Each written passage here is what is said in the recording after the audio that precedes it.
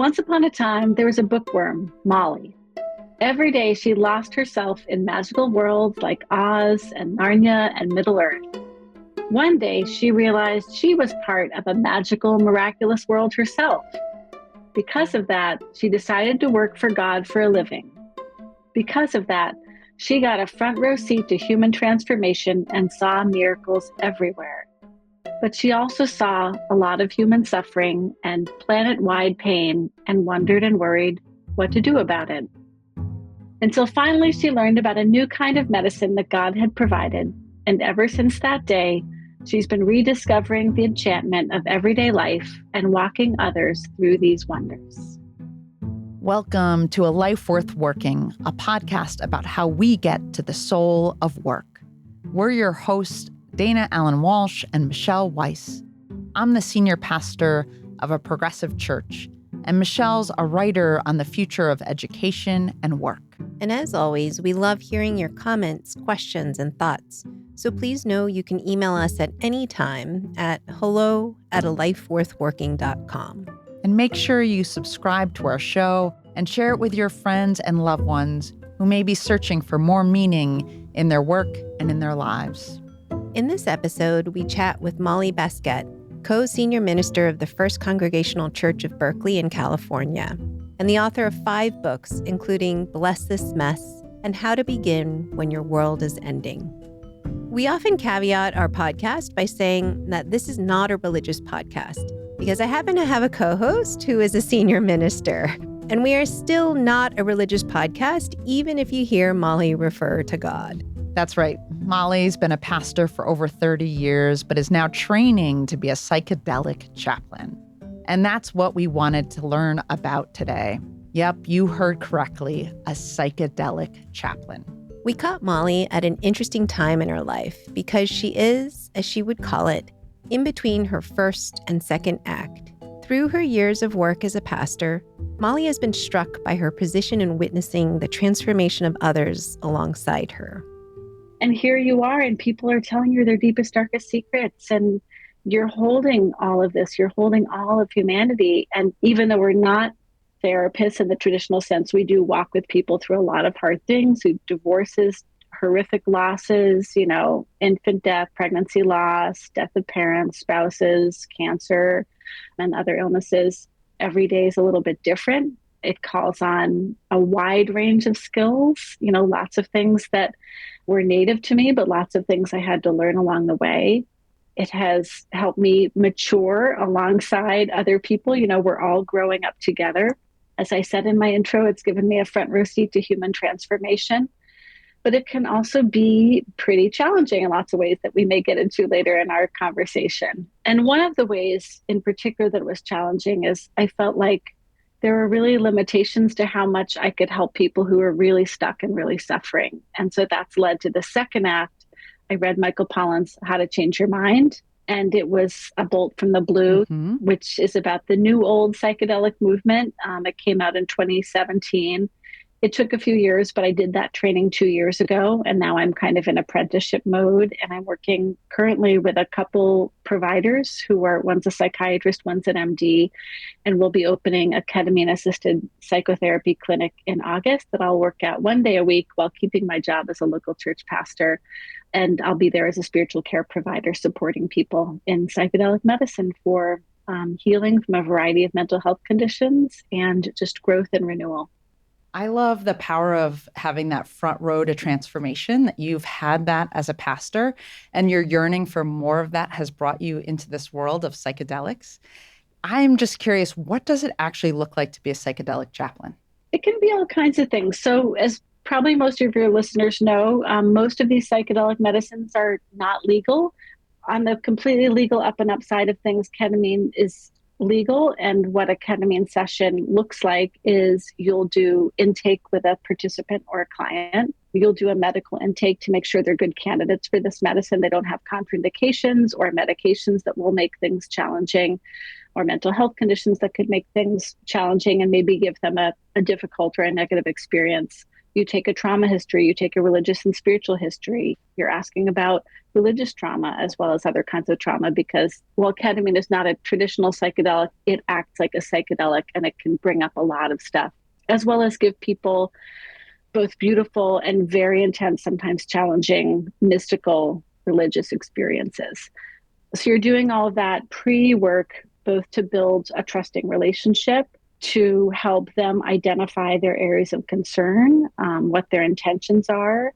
And then you're sitting with them in a session. A ketamine session tends to be a lot shorter than something like MDMA, which is used for PTSD, but is still illegal, but is likely to be the first legalized, or psilocybin or LSD. And you're providing a ritual container and a very safe therapeutic container for them. So you're talking about issues of ethics, particularly around touch and safe touch. And then after the experience is over, usually the next day or a day or two later, you're meeting with them to do what's called integration. So this is really the harvest of everything that came up.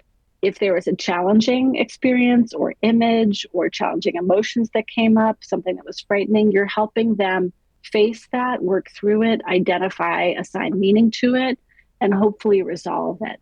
One of my teachers says, don't leave people alone with anything. And this is his advice as a longtime therapist, but also directly applicable to a medicine experience and integration. You know, it's when people feel alone with it and adrift that things can really turn. You know, people worry about bad trips or troubled mental health after a psychedelic session. But with the right support and attention and follow up, I believe that just about anything difficult can be integrated, healed.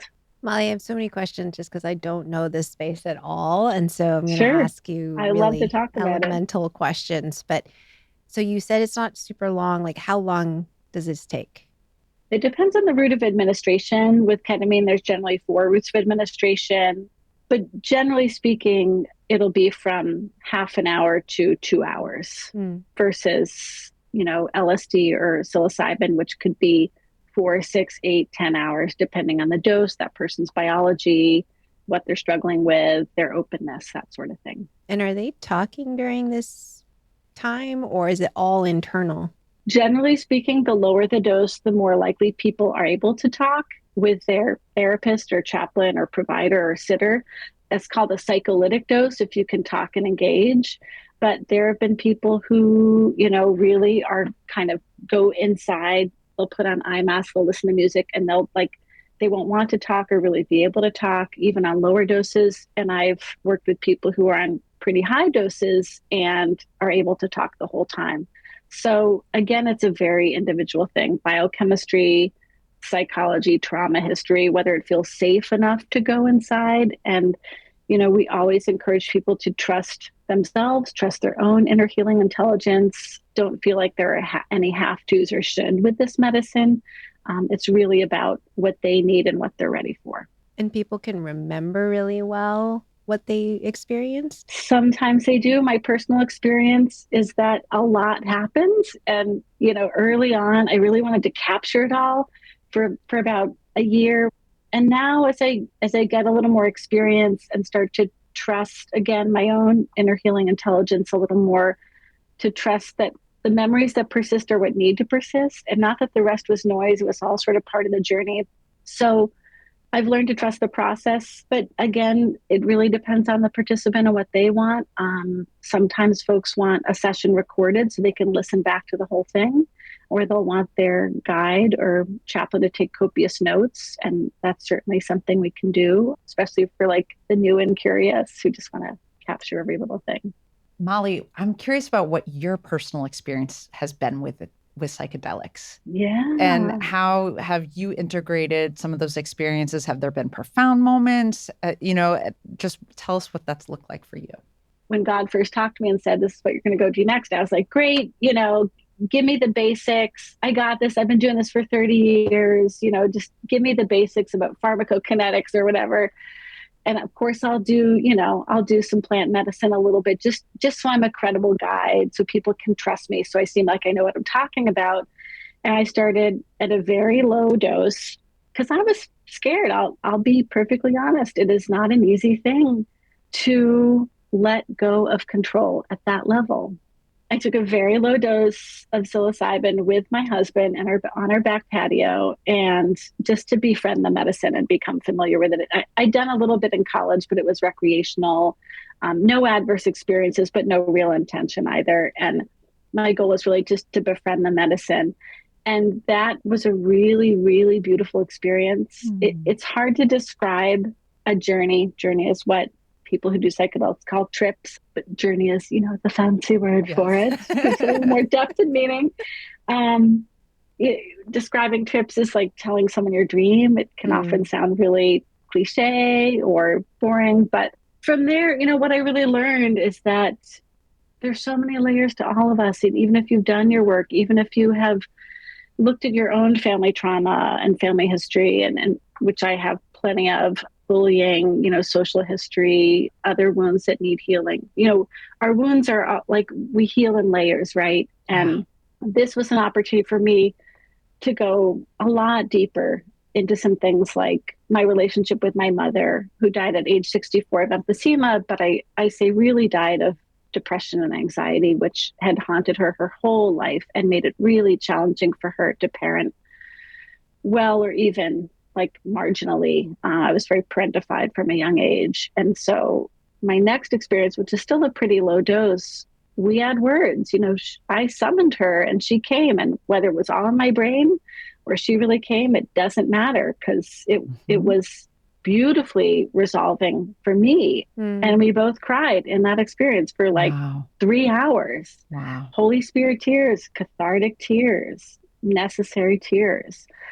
Some people experience tremendous relief from whatever they're seeking relief from, say from depression or trauma, with one journey, with one experience. Other people just, again, you're working on pieces for years, and you get the next piece when it's time for the next piece. One question I have for you is, especially for our listeners who don't know what this kind of chaplain model is, why is it that people are seeking kind of like a guide and chaplain in this moment? Ketamine builds new neural pathways.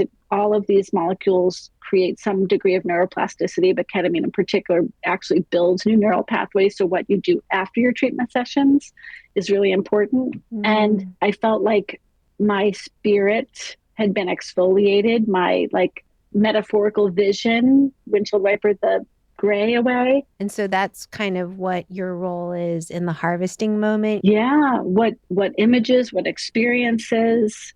One of the kind of truisms in psychedelic chaplaincy or psychedelic assisted therapy is don't get ahead of the medicine.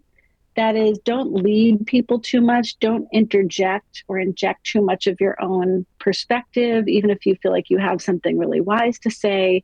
Trust that people have their own inner healing intelligence and ask really open-ended questions. Mirror a lot, help provide a framework or language for something that they're saying, but don't impose. And it's really like, trust yourself. What is your gut saying? What is the deepest part of your spirit saying? Helping quiet the noise around so that people can really drop into that wisdom that's been there all along. A good guide will help us get really quiet and hear ourselves, hear our own souls. Molly, I'm just curious, because you had mentioned before that part of the impetus for this work has been your experience with engaging with other people's suffering and feeling kind of stuck and not able to help them in the way that you wanted to. Is there a particular moment that this kind of really struck you as like, I need to do something about it? Was it just kind of the accumulation? Do you remember at all kind of what had happened? I'd say it's more cumulative, after 30 years or so. There are a number of people who live in my memory, and part of my growth edge as a person doing this work is not to impose my desires on anyone else. Like, I might want you to heal, but if you're not ready to expose yourself to those memories or to break that pattern, I can't make you, and I shouldn't make you. Again, it's that work is led in a very interior way. And I was talking to one of my mentors. I do a lot of processing with people who are wiser than me and have more experience, because that's how we stay accountable and ethical and humble and growing. And it was someone who had like a really horrific child abuse history. And I expressed some disappointment that he hadn't cried in his session. And my mentor said, well, that's about you. He went to the point that he could go to, but come back from, and then go on to do his life, without too much disruption to his work life or his relationships. And there's always more time for more medicine for people who want it. Mostly what spurred me was both people who are struggling from unremitting depression and suicidal depression, and also people with a really significant trauma history, especially like physical and sexual abuse as children. It's so hard to heal. It's so hard to heal. And I've seen people do enormously well and cope really well, but it's just always there. Yeah. I love how that meeting after you've had, quote, the journey, that it's about integrating, because I could see how anyone kind of has that mountaintop moment, that mystical experience, and then you just go back to regular life and you're checking emails and dropping your kids off and you're like, what does that have anything to do with my regular life? Yeah. You need someone to help you to figure out how to integrate that, how to weave that into your life, and maybe a new way you want to look at your life, new perspective, new practices you want to bring in. Yeah. And how do you make meaning out of it? When she talked about how her work isn't to tell people what to think or even how to interpret what the kind of experience they've had, I thought a lot about this training that I'm getting as an executive coach, because just that word coach, you think like, oh, great, this is my chance to coach people. Like I get to tell them what to do, or even just like point out places where they could be doing something differently, but that's not the work at all. And it's much harder when your work is to ask the right questions so that they can build that insight themselves and then build action off of their insight. Totally. And I heard Molly talking about that too, like that work of integrating these psychedelic journeys has to be the person's work. It can't be what Molly sees and then tells them to go off and do, and that I just found really interesting, that again, that people often want to assign this work to other people. Like, I hired you as the psychedelic chaplain, or I hired you as the consultant. You tell me what to do. It's like actually often the best people in our lives are the ones mirroring, reflecting back, asking us the questions so we tap into that inner knowing. This idea of asking an open-ended question is so hard. It is. It's so hard. It's really hard to do. So I lead a lot of design thinking workshops. And these are like all-day design charrettes where you're trying to get people to think bigger and differently than they typically do. And I know where I want them to go with the exercise, right? I know where they need to end up. And it's so hard to not point them there, right? And not to lead them there. Like you need them to do the work. Yes. And it's very hard to like restrain yourself and ask the right questions to get them to do the hard work of thinking their way through it. Right. So I totally get it. Like it's just, how do you guide on the side? How do you not impose yourself and your thinking onto them? It's really hard. Like, I don't think we're taught really well how to ask these kinds of open-ended questions. No. Yeah, because I'm in training right now. I have people watch me coach, and they'll be like, Dana, that was a leading question. I'm like, no! It's so hard. I'm like, really hard. But and the beautiful thing that I always have to remind myself is when we're handing the work back and giving it back over and back over, that's going to be the best fertile soil for growth, because we just can't do the work for other people, right? Yeah. I mean, we're parents of middle schoolers, we know. She's Dana Allen Walsh. And she's Michelle Weiss. And this has been another episode of A Life Worth Working. Don't forget to subscribe and share with your loved ones and friends who may also be searching for meaning and purpose in their work lives, or what we call the soul of work.